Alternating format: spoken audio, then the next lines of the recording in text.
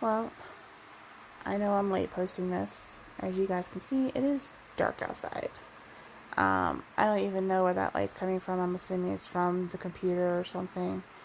Um, it has been a very long, long day for me. Um, I had every intention this morning of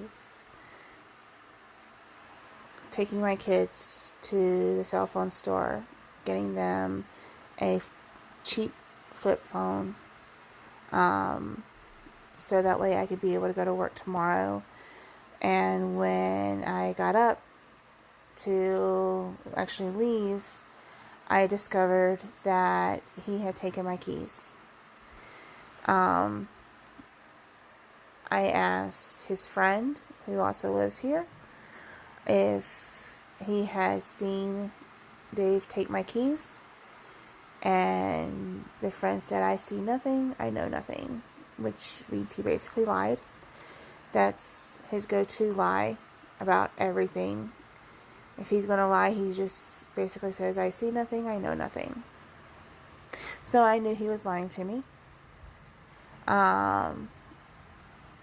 I then told his friend, well, since there's no contact between me and Dave, if you have a chance to talk to him, let him know that I have reported the keys as stolen, and unless he returns them to the police so that I can be able to have transportation, I will be finding out what I can do about this theft.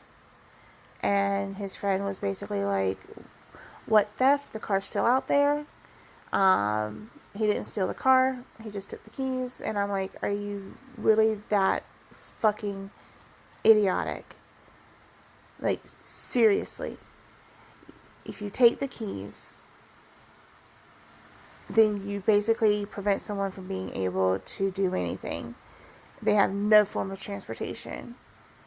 And that should be considered just as severe of a Grand Theft Auto situation as actually stealing the car itself. But he refused to help me. He tried to blackmail me, saying, if you want my help, then you'll cut my phone back on. And I'm like, yeah, no. I don't give in to terrorism, and I don't give in to blackmailers. I'm sorry, that just doesn't happen. I know you have an app to be able to talk to him. I know you're connected to the internet, so you can be able to talk to him. And it would be very petty and vindictive of me to go in and change the password for the internet and kick you off of it, especially since you're here and you're supposed to be working, not playing on your phone in between calls. And sometimes even while they're talking, he'll be playing on his phone. And it's really crappy of him to do that because he's dealing with people's medical information and helping them with their medicines, and he's sitting there while they're talking playing on his phone. But that's on him. He'll eventually get caught and he'll lose his job, and that's just fine. I then took pictures of the eviction notice that I had obtained, and I emailed them to his friend because his friend decided that he was going to block me off of Facebook so that I couldn't send them through the messenger. But I still had his email, so I emailed it to him, and I said, well, since you want to play that game, I think it's only fair for me to tell you that I know that you're lying to me, and I know that you've been lying to me, and since you're not going to do anything to help me protect my children or myself, consider this your, official notice. I know that I have told you before that I wanted you to move out and I did not want you here.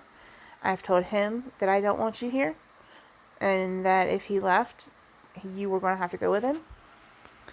My arm's falling asleep. Sorry, guys.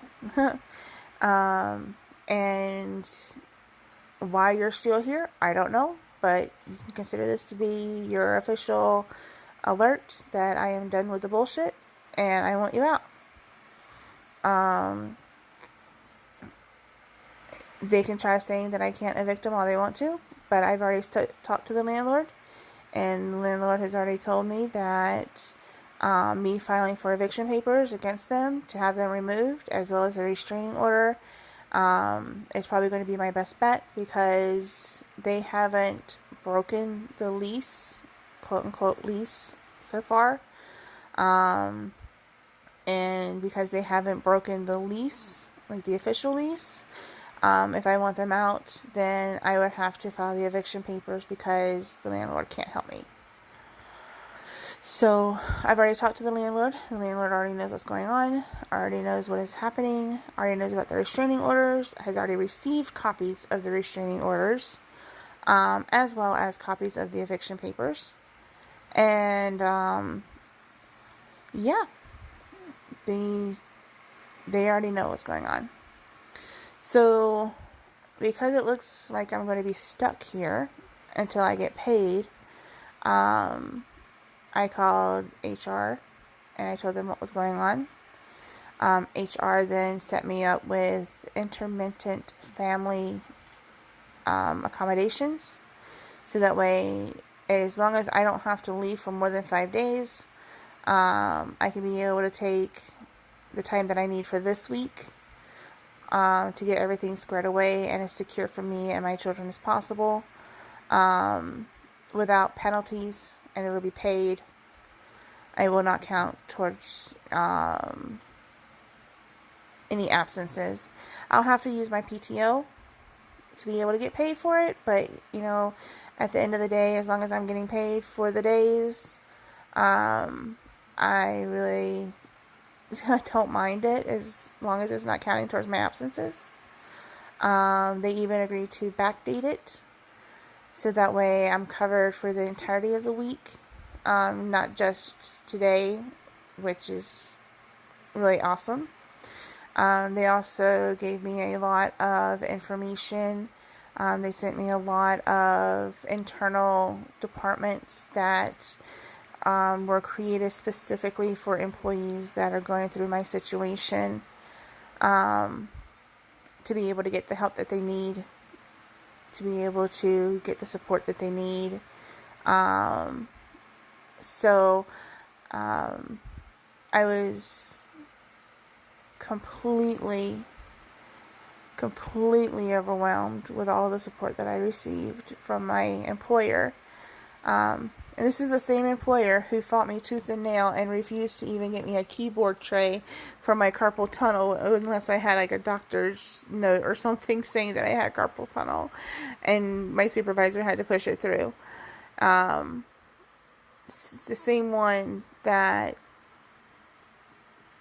put me through so much difficulty is the same one that is now helping me. And as much frustration as I've had with them, today it just really restored my loyalty in my company that I work for. Because of the restraining order and what he has put my daughter through, officers did come by today, and they did speak to me and my daughter. The officer who spoke to my daughter, he wanted to meet with her in a secluded place, away from everybody else, away from the other children, away from any other adults. He wanted to talk to her. And when he got done with his interview with her, he came back out and he told me that she scored really, really high on the abuse test that they have for children. And that because she scored, I'm taking my glasses off. Yes, I wear glasses. That's what the clicking was. He said that because of her scoring high, they are going to have to make a report with Child Protective Services. And someone from Child Protective Services will be contacting me. And it's not going to be any kind of negative marks against me. It's going to be more along the lines of helping me make sure that she has what she needs. And he said that the detective who's been assigned by the judge to investigate the sexual abuse of a minor, as well as the other stuff that I've been going through, is also going to be reaching out to me in the next couple of days. So I guess the universe was smiling on me by having him steal my keys from me. I called my aunt, and my car's actually in my aunt's name. And I called my aunt, and I asked her point blank, I said, did you tell him to take the keys? Because this is what you've done. You basically prevented me from being able to go to work and allowed him to act in a negatively vindictive manner towards me. And I'm really hoping that you did not do this to me. That you did not tell him to take the keys, because I've reported them as being stolen. She calls me up and she's like, Amanda, she goes, I'm going to be honest with you. I'm really sorry. She said that she freaked out because the tags has expired. And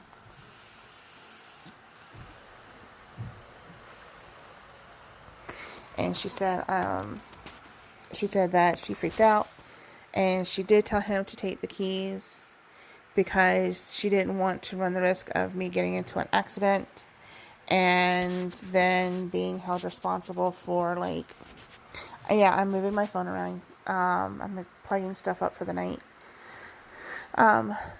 Anyways, she said that she didn't want me to get into an accident and then wind up having to be responsible for the medical bills of, all parties due to the fact that the tags are expired, or have any type of negativity towards me because of the tags being expired. And I told her, I said, well, you need to know this. I said, I'm going to be blunt and straightforward with you. The weeks leading up to you coming out to visit last year, Dave was informing me that he had plans to seduce you into having sex with him before the end of the week. And she was like, do what? I said, he had plans to have sex with you before the end of the week. Or at least butter you up to the point that when you came back out, you would be willing to have sex with him. And she goes, no, I'm in my 60s and I am not a sexual person, and I would never do that because he's supposed to be in a relationship with you. He's supposed to be remaining loyal and faithful to you, and I would not do that to you. I have more respect for you and the fact that you're in a relationship with someone than I have towards that other person trying to, basically get into my pants. And I'm like, I know. I said, I know you, and I know your personality, and I knew you would not allow him to do that, and I told him that you would not allow him to do that. But he did try. And she was like, looking back on it, I just remember being really, really tired from flying for so long and being awake for so long, and the time change. She's like, Amanda, she goes, I know I was there for a week, but it took me 3 days to finally actually feel normal. And I was like, well, during that 3 days, he basically stayed right on your heels. And he would get really, really pissed off because my mom would go in and she would go in to talk to my aunt. And my mom lived with me during this time. And he would get really pissed off because he would be like, well, why is your mom acting like a chaperone? I'm a grown-ass adult. I don't need your mom acting like a chaperone. I can be able to talk to whoever I want to and grope whoever I want to and fuck whoever I want to. And she doesn't have any kind of say over the matter because that's what I told you I wanted at the beginning, and that's what I'm going to have no matter what. And then I said, Aunt Kate, I said, that's not the first instance either. And I told her a little bit about what I had gone through and what he made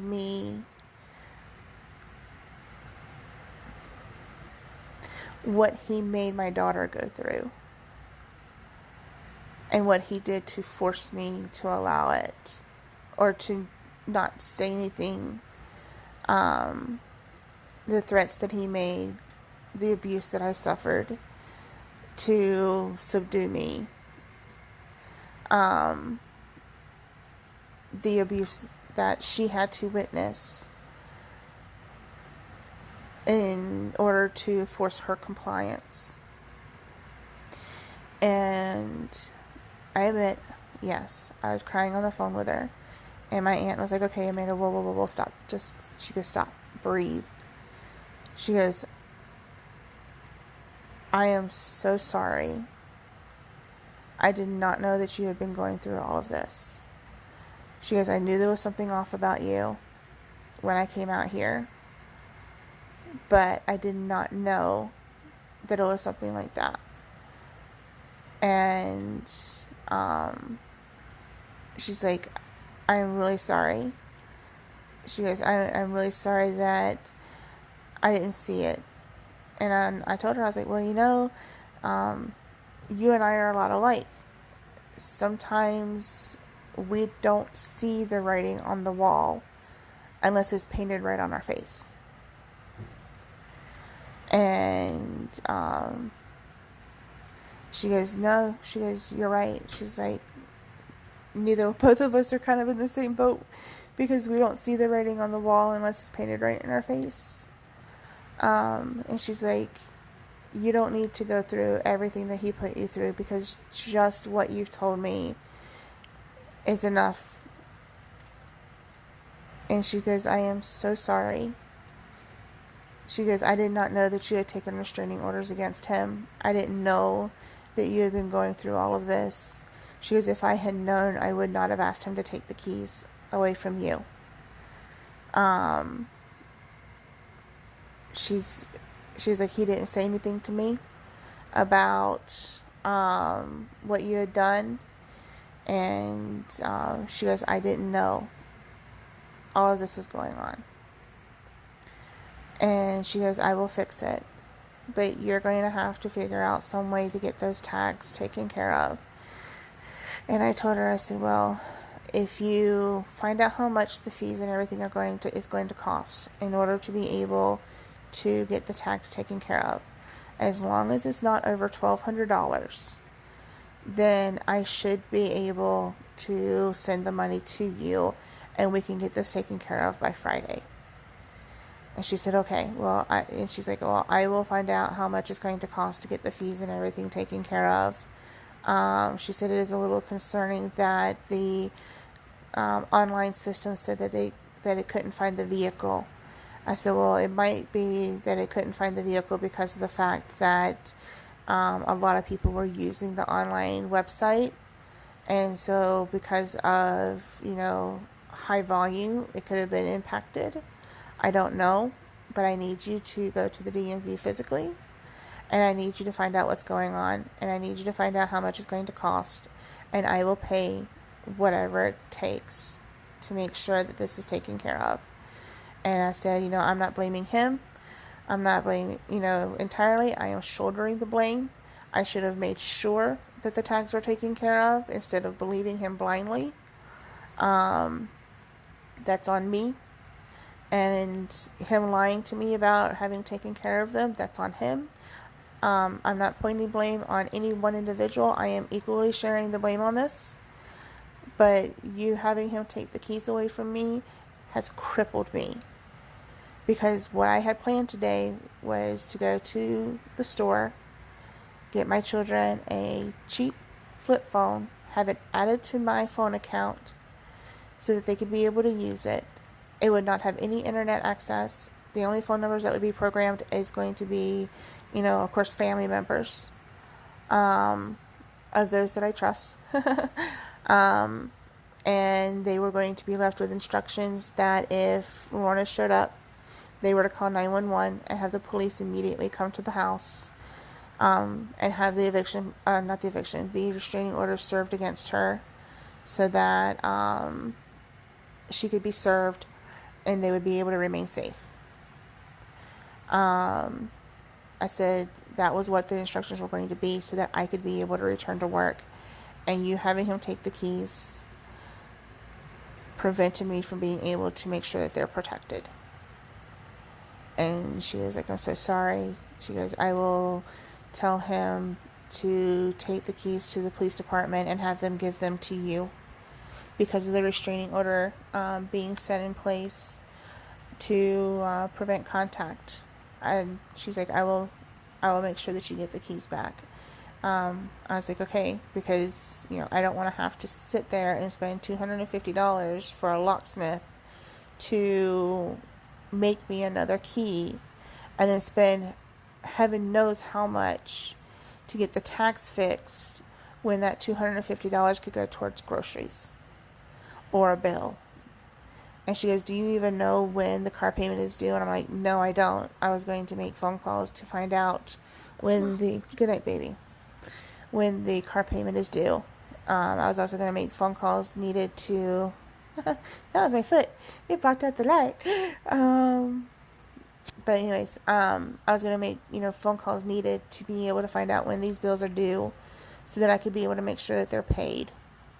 And I told her that I was going to do what I needed to do to make sure that everything was taken care of. And I told her, I'm shouldering the blame. I'm shouldering not the blame, but the responsibility for getting the tax taken care of. And she told me that I needed to get the car out of her name as quickly as possible. I needed to find out what it would take to get the car out of her name and into my name, so that way I can get Arizona plates. Yeah, I live in Arizona. That's why I say I'm on the West Coast. But she's like, you need to get Arizona plates.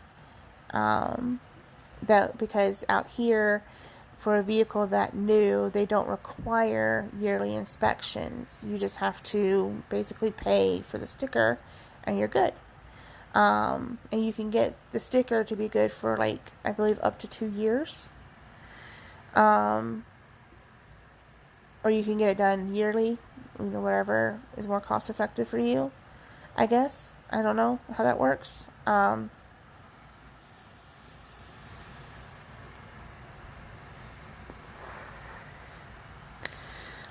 But her and I talked, and I explained everything that was going on.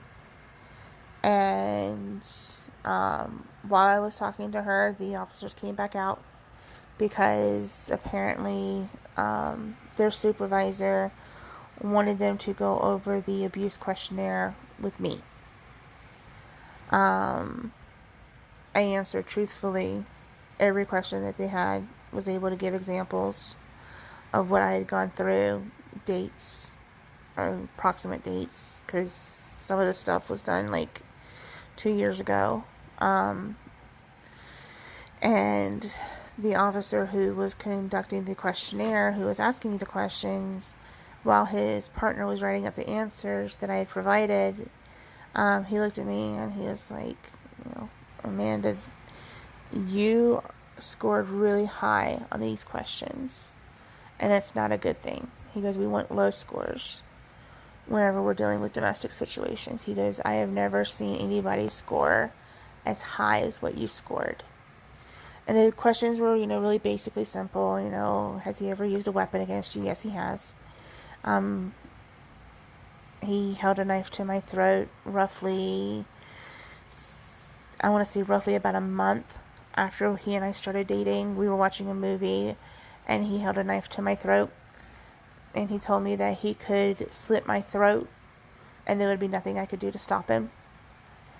And it wasn't until I convinced him that I trusted him that he finally removed the knife from my throat. And I was so cocky in the beginning. He's sitting there doing this, and I'm sitting there thinking 12 steps ahead, well, I could do this, I could do that, I could do this, I could do that.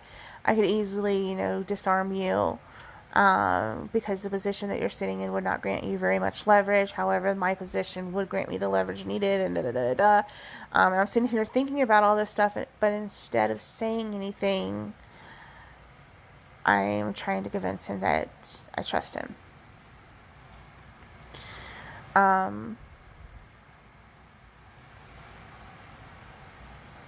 And I know my compliance that's on me. I should have been outspoken. And I told him several times that I didn't like it when he choked me during sex. I didn't like it when he hit me. Even though he claimed that they were, love taps. Where he would be smacking my ass or smacking my boobs. I told him several times that I didn't like it when he pinched my nipples or squeezed my breasts to the point that they were bruised. And I told the officers that I had informed him of all this, but he didn't believe me, stating that while my mind was saying I don't like this, my body was saying I do. And that I needed to get more in tune with my sensual side and explore my kinks instead of denying that they exist. And I told the officers, I'm as vanilla as they come. I don't have kinks. I don't have, secret hidden desires and things like that. And, I don't have that. And,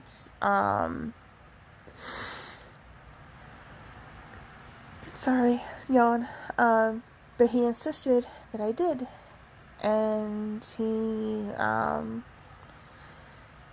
he had threatened me several times, and he had forced me to have sex with him even though I didn't want to.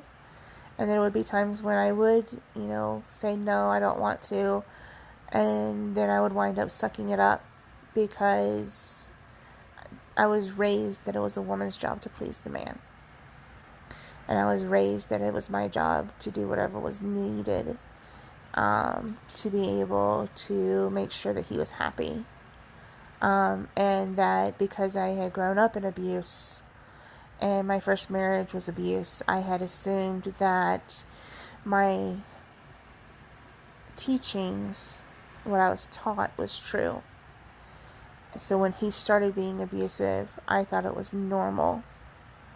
I told the officers that it wasn't until I started getting therapy to help with my depression that my therapist actually helped me realize that this is not normal. In a normal, loving relationship, both parties work together and protect each other, and they do not hurt each other.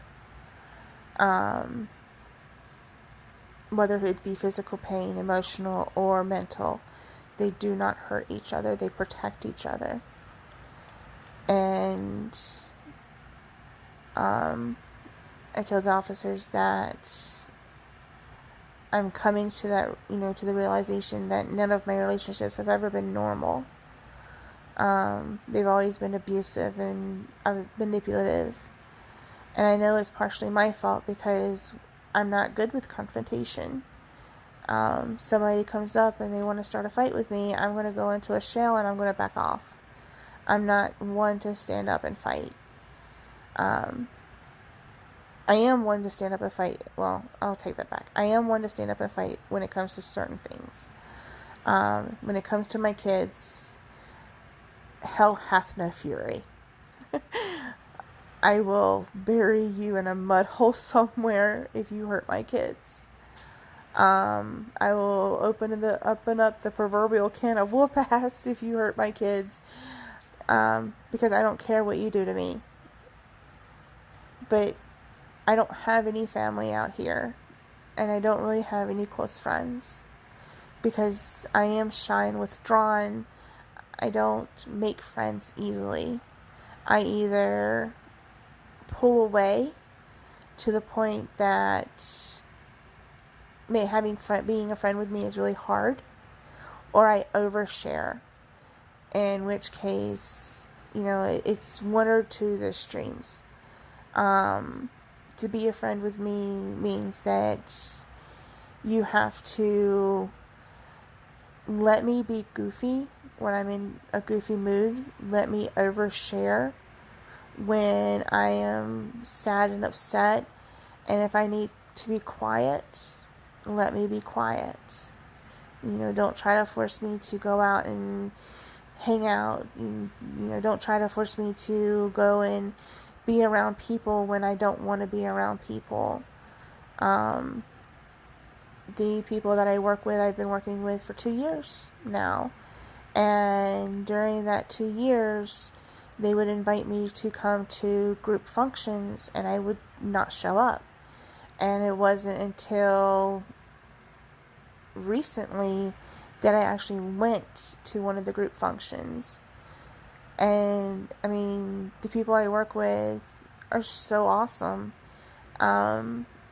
It's like they understand that part of me that is hesitant to go out into public and mingle with other people. And they don't push. They just say, hey, you're invited. You can come if you want. And they don't push me. They don't guilt me. They'll talk about it. And, hey, Amanda, guess what? This is what we did when we went out. Doesn't this sound like so much fun? Well, yeah, it does sound like fun. But, I'm just not really, wasn't really feeling it. Wasn't really, wanting to, go out. And, by the time I got home, I was just so worn out. I just, I made excuses. And they were like, well, next time, we can do this stuff with you. And da-da-da-da-da-da-da. And we can, all have fun, just whenever you feel like it, no pressure, just letting you know, this is what we do whenever we go out, and if you ever feel like joining us, you're more than welcome to join us, bring the kids, and,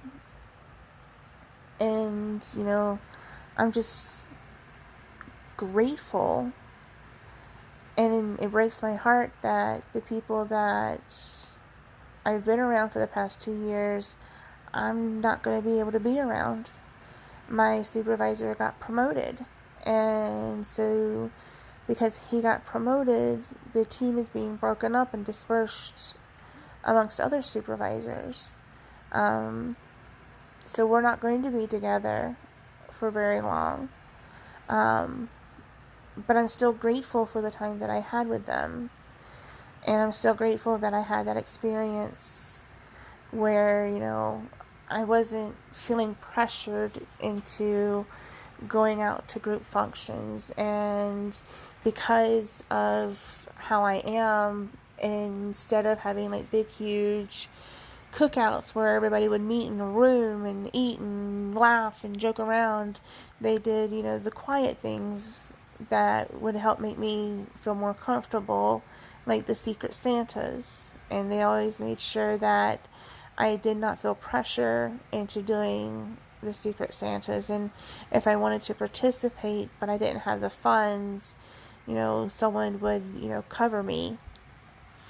And that was really awesome, especially when, they were wanting to do Secret Santas, and Dave was telling me, well, you can't participate in the Secret Santa because we don't have money for it. And I wanted to participate, and I had even, gave up some of my gas money to be able to participate, and then, dummy me forgets the gift at home, and they wind up having to cover me anyways. But the people that I work with are just so amazing, and the support that I've gotten from my employer with this whole situation has just been inspiring. And I can't thank those people enough for their support, for being my listening ear, for not telling me, well, this is what you should do, and this is what you should do, and this is what you should do. They would let me vent when I needed to vent. they would let me talk when I needed to talk, and they would be that listening ear that I needed. So I'm just really grateful for that.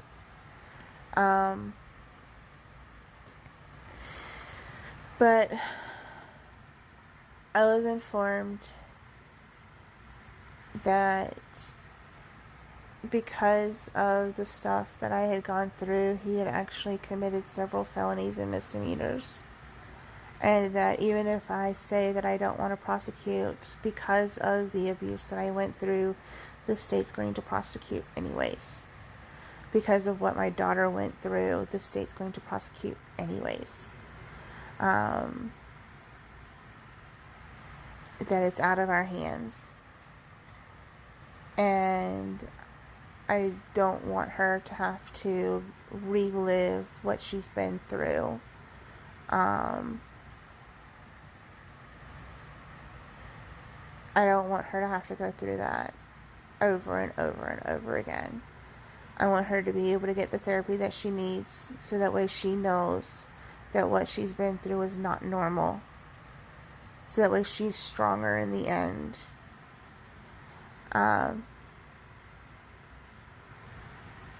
I want her to be stronger than me. And, you know, it sucks that I'm this, big, powerful, strong woman, female, hear me roar, but that side only comes out when my cubs are being threatened. And as long as they're not being threatened, I'm cool, calm, and collected. And you can do whatever you want to me, and I'm not going to do anything. But,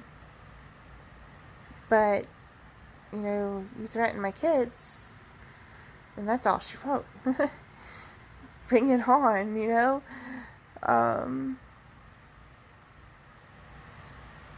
There's been so much stuff that's going on. And I really do hope that my aunt follows through. And I really do hope that I get my keys back. Because my income is limited. My aunt asked me point blank, Amanda, are you going to be able to afford these car payments? And I told her that I would be able to afford it if I could get a roommate. But I'm scared to post anything on my town's Facebook page, because the last time I posted something, I basically got attacked. Nobody believed that I was who I said I was. And all of them believed that I had been posting under her name all these, really disturbing things. And I had gotten random messages from people claiming to have been talking to her, and where she was going on these different sites trying to get Dave and me beaten up, where she was claiming that she had gotten access to my life insurance policy and had it listed to where she was going to be beneficiary, and I checked, and that was completely false. She did not get access to my life insurance and have herself listed as beneficiary or added to my life insurance as a beneficiary. But she was telling people that she had, and that she would give them a portion of my life insurance policy if they would help her get me beaten up or even killed, or have him beaten up or even killed. And all of this stuff I sent to the officer. I sent him pictures of the injuries that I suffered that led to the first restraining order. I showed him the scars that I still have. obviously, because, they're scars.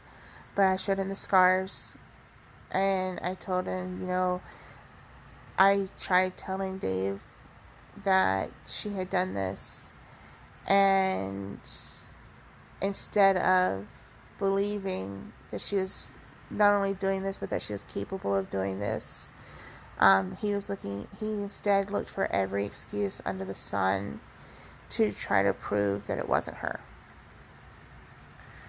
And the officer was like, well, we've got this. We're going to attach this to the case. And when you go to the judge for the hearing in regards to the restraining orders, you can request for an officer to be present, and we will present this evidence on your behalf. Because I told the officer that I was planning on printing off the screenshots and everything and using it in court to prove, this is why I want the restraining order. This is why I need the restraining order. Nothing that she said in her attempt to get a restraining order is true, because this is my proof and this is my documentation, and she doesn't have that proof or documentation to show that she deserves to have basically a restraining order. There's nothing there that she has to prove that she was ever threatened by me. Because plain and simple, if I had been physical with her, he made it very clear that he would kick my ass and bury me in the desert. And I never raised my hand to her. I've only raised my voice to her once. And that was when she was threatening my kids and lying about them. And I raised my voice to her once. And so, yeah. And we're going into mini movie territory now. I'm so sorry, guys. I know this is a long one for you to be kind of staring at a black screen with a single light and listening to me ramble, but I promised a daily vlog, and unfortunately this day has just dragged. I will say that the security at my workplace did contact me today, and the one who's in charge of the security wanted me to send copies of the restraining orders to him, as well as their pictures. And he encouraged me to prosecute Dave for what I've been through. And he told me that what they'll do is, even though she hasn't been served, they will treat it as if it's an active restraining order. And if she does show up on campus, they will detain her until the police officers can arrive to serve her. And even though it's private property, they will make sure that if she does go on the property, the officers are able to get access to the restraining order and serve her the restraining order, so that way it's legally binding that she cannot be anywhere near me. I told the guy who was in charge of basically campus security. I know I say campus, I mean, most people think school. It's not a school. It's a call center environment. There's 4 buildings of the that are nothing but call centers. There's on the property, and they call it a campus because it's a big place. But he said that he would make sure that all 4 buildings are given a copy of the restraining order, as well as Dave and Lorna's pictures. So that way, if they show up at any of those locations, the security guards are on alert and they know what's going on. And I told the guy, I was like, well, You guys are going to see the restraining order. You're going to see just a taste of what I went through because I ran out of space to put everything that happened. I said, so you guys will see a taste of what I had to go through. And you're going to see it anyways. This is what happened. And the guy, the head of security, was like, Amanda, you need to prosecute him because what he did is illegal. And it's not normal. And it's not something anybody should go through. And I told him that I wanted to focus mainly on my daughter because I was scared that if I did try to prosecute, the judge would say, well, you know, it's a relationship. We can't determine whether or not it was actually consensual. And because we can't determine that it wasn't consensual, and this is just a he said, she said thing, we're just, you know, not going to grant anything. And the security guard was like, well, he goes, I'm going to tell you one thing. He goes, the laws have changed, and if you talk to an officer, you can ask them. And when I did talk to the officers, they did confirm that, yes, the laws have changed. And that I wouldn't have to worry about that occurring. But it's out of my hands at this point. The judges and the lawyers and the state prosecution team and all them are going to be the ones who do the investigation. And they're going to be the ones who move forward with this. And, you know, he told me to bring it.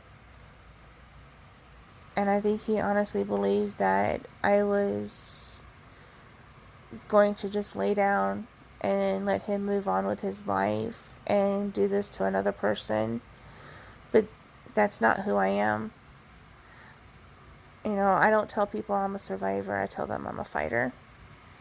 And if I'm fighting for someone else, then there is no power in this universe that is going to stop me from fighting for someone else.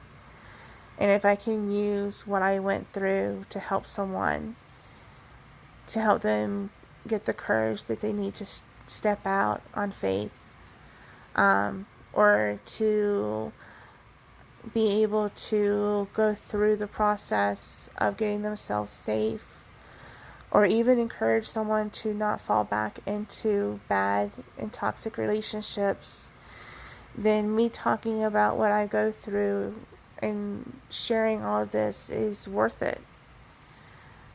I'm an open book, and I tell people that all the time. I'm an open book. You can ask me anything, but I can guarantee you that the stuff that I've gone through is stuff that not even the best fiction writers can come up with. And it's all true. And I spent the better part of our entire relationship collecting evidence and documenting everything that I could. And he wanted me to be the woman that he fell in love with.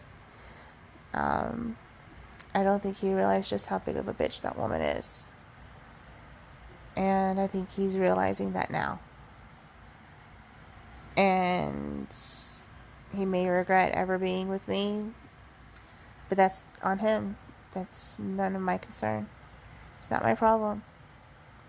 He shouldn't have crossed the lines that he crossed. He should have never raised his hand to me. He should have never belittled me. He should have never put me down. He should have been just as supportive of me as I was of him. And the fact that he wasn't, that's on him. And we all have to learn the consequences of our actions. And I hate that it has to go this way. I never wish ill will on anyone. But enough is enough. You know, you crossed the line. You not only crossed the line, but you went and blew past it. and you went into no territory that any person should ever go into when it comes to anybody. And I let you stay there, and I let you have just enough rope to hang yourself. And now I'm reeling it in, and I'm putting a stop to it. And I'm going to make sure that he doesn't do this to any other person. And I'm going to make sure that he's not able to hurt anyone else ever again. And I'm going to make sure that she's not able to hurt anyone else ever again. Because these type of people are toxic. And they should not be allowed to roam among population. They're not fit for society. And they should be stopped. And it is it's almost an hour-long video. I am so sorry. Okay, I'm gonna go on to bed now. I'm rambling and going on a soapbox, and I don't need to be going on a soapbox, because then y'all never will get me ever to shut up.